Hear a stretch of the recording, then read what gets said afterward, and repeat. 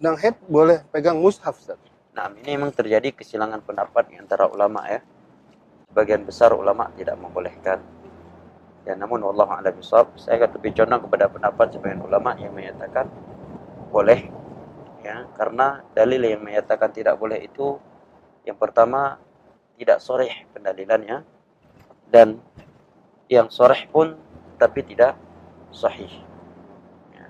Wallahu a'lam bishawab, lebih kuat adalah boleh dengan beberapa alasan. Yang pertama, bahwa firman Allah yang dalam surat Al-Waqi'ah, la yamassuhu illa al-mutahharun, tidak ada yang menyentuhnya kecuali yang suci, itu adalah pada konteks Laul Mahfuz.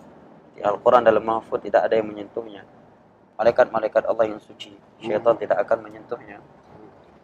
Yang kedua, dalil yang sering digunakan dalam masalah ini adalah hadis riwayat Imam Malik yang berbunyi, la yamassul Quran illa tahir. Tidak ada yang boleh menyentuh Al-Quran kecuali seorang yang tahir, suci. Nah, seorang mukmin dia selalu suci, tidak pernah najis. Nabi menyatakan seorang muslim itu tidaklah najis baik dalam keadaan hidup maupun sesudah mati. Maksud di situ adalah agar seorang tidak melakukan safar membawa Al-Quran ke negeri orang kafir, agar Al-Quran itu tidak jatuh ke tangan mereka.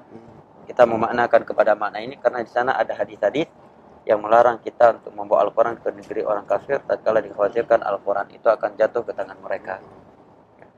Adapun muslim maka insya Allah tidak. Alasan yang berikutnya, Nabi pernah di dalam pangkuan Aisyah, beliau membaca Al-Quran dan Aisyah sedang haid. Nah, tubuhnya Nabi SAW bersentuhan dengan Aisyah radhiyallahu anha. Mungkin ada yang berkata di situ kan Nabi tidak menyentuh Al-Quran, hanya sekedar membaca.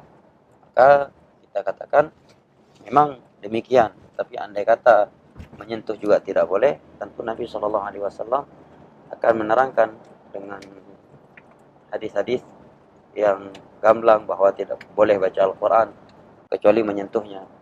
Ini beberapa dalil yang disebut oleh para ulama, dan mayoritas ulama di Yaman berpendapat demikian. Dan di antara yang menilai pendapat ini adalah pendapat yang kuat adalah Syekh Ali Firkus, seorang ulama ahli usul dari Jazair.